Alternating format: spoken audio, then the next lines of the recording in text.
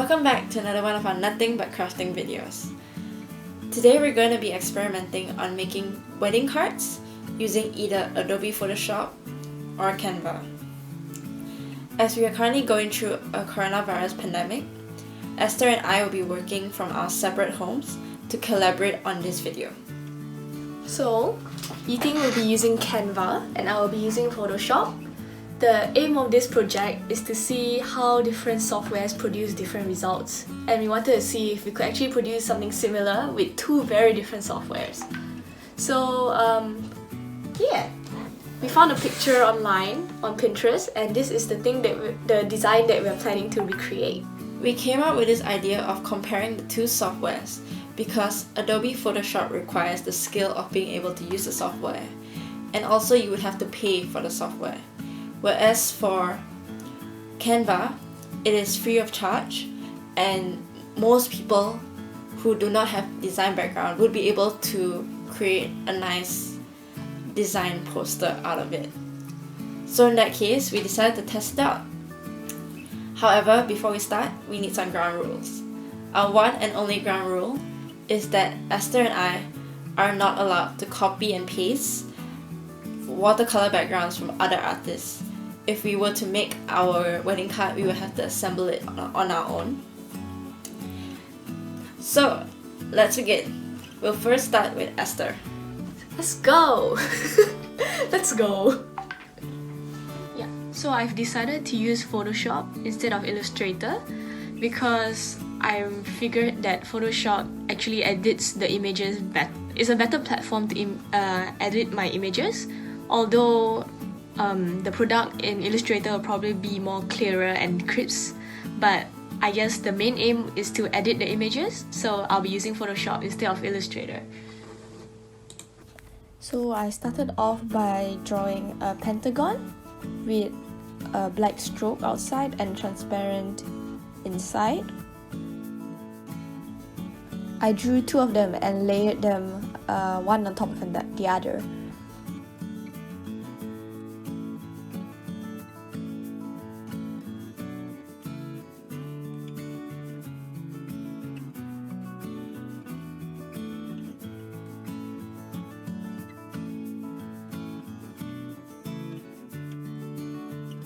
Alright, so just adding the text.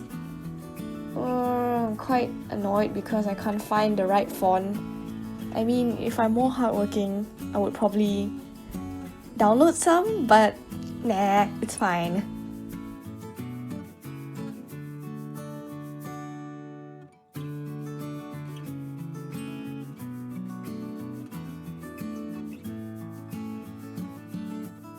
So halfway through my design, my computer decided to crash. So while I try to find my file again, let's see how TING is doing.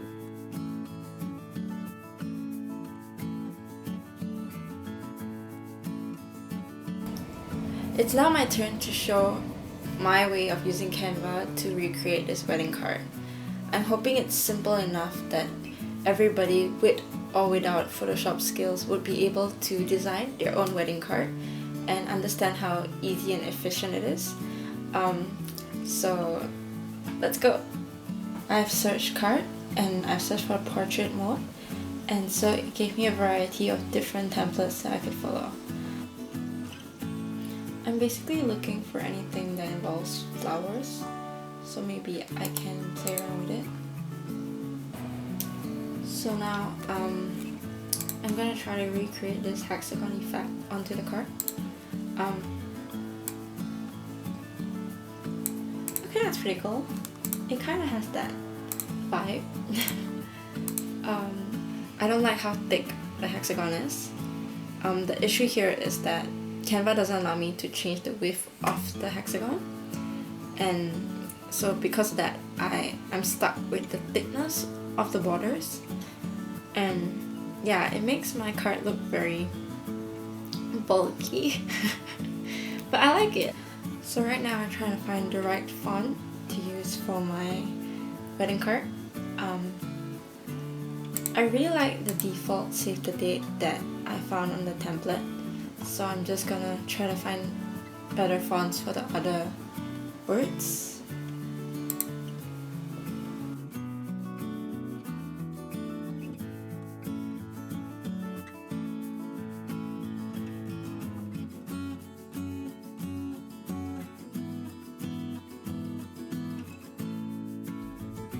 Oh, okay, it's back to me again.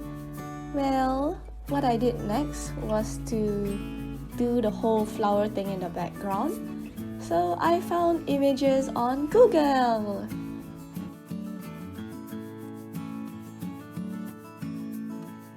I found some leaf images and a very nice watercolor flower. But I had to do a lot of edits to them because I wanted it to be blue, not green. And I had to change the saturation and hue to make everything look more cohesive and together.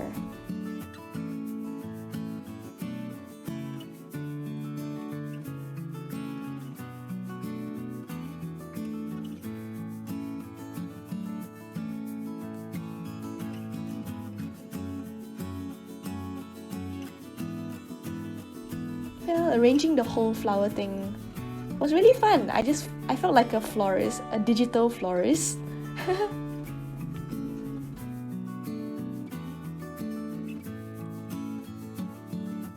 Alright, that's all. I'm done.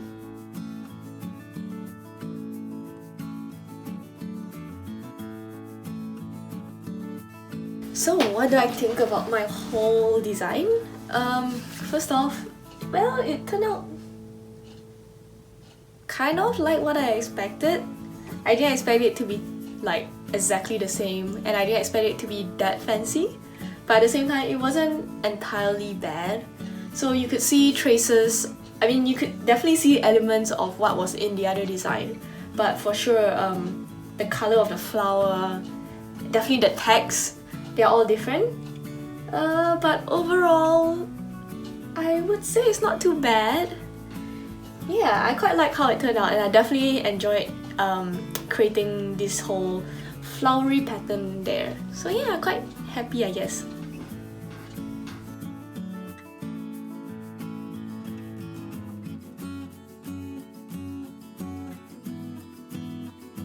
So now I'm trying to find the flowers. All I had to do was Google search and write watercolor flowers PNG, pink.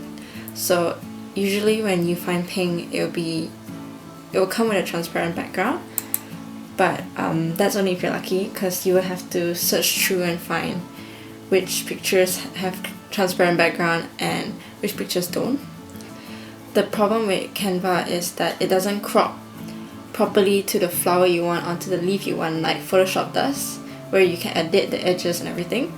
Whereas for Canva, we're stuck with what is given on in the internet for free. So yeah, that's one of the disadvantages of having Canva. My next tip I can give is that if you find leaves with transparent background, you put the flowers at the most back, you move it to the back, and then you layer it with the leaves on top. And it kind of worked for me because I only had 3 flowers and a lot of leaves, so I could just layer it on top without, and since my background was white, it worked well for me. But if my background wasn't white, I think that would be a big difficulty for me if I was using Canva.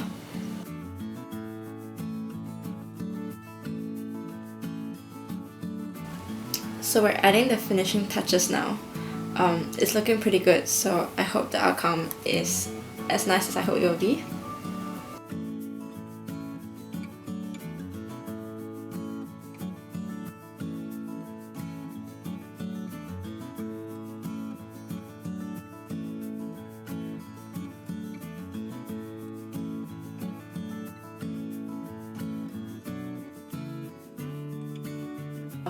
In my opinion, I like it, even though it's a different style and a different theme compared to the sample.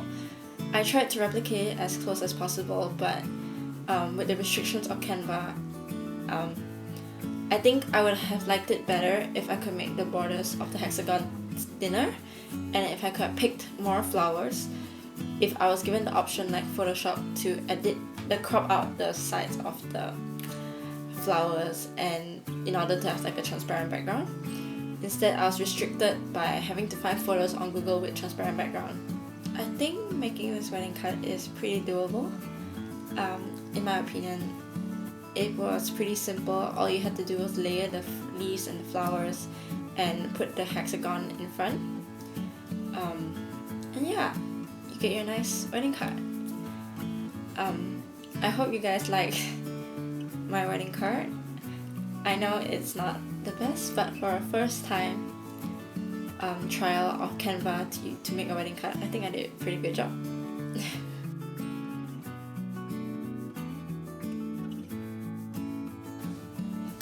Ooh, it looks so good.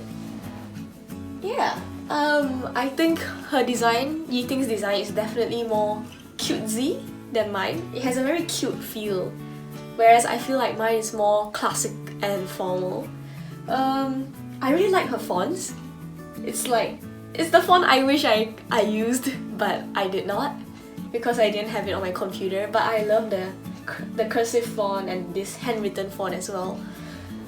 Yeah, as for the overall, it looks really pretty.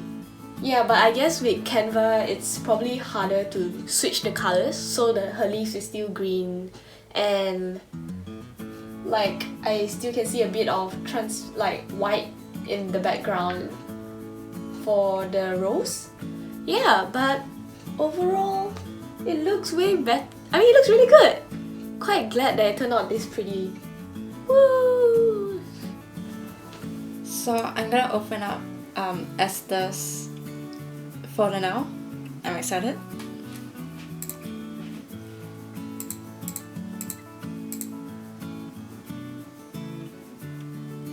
Dude, her wedding card is bomb.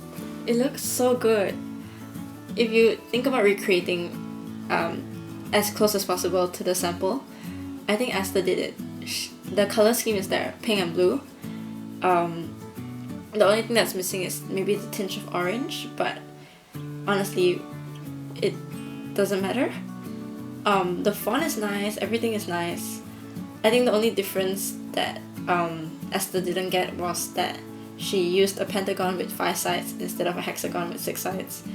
But yeah, I mean, I know I keep mentioning it, but like, dude, her borders are thin. My borders are thick. So yeah, I kinda really like her wedding card, and I know that she definitely had more options with her design because she got a chance to edit the edges of the flowers. I mean, I haven't seen her video process yet, but I would assume so. And yeah, I think she did a really good job. If you were to say, did Photoshop or Canva achieve the same effect? We both made pretty decent wedding cards, but I think Photoshop definitely did it better with recreating the sample wedding card. Yeah.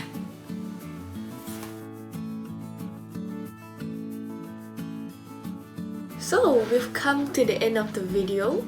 Turns out both Photoshop and Canva has their pros and cons. So we both took about the same amount of time to finish our work.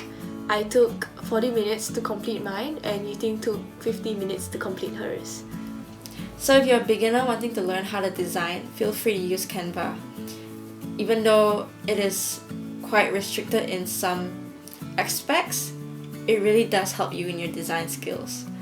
However, if you're a professional and you know how to use Adobe Photoshop, do continue mastering your skill in Adobe Photoshop, as Esther proves, you can produce a really beautiful product out of it. Thanks for watching. Comment down below if you'd like us to continue testing these softwares for more different designs.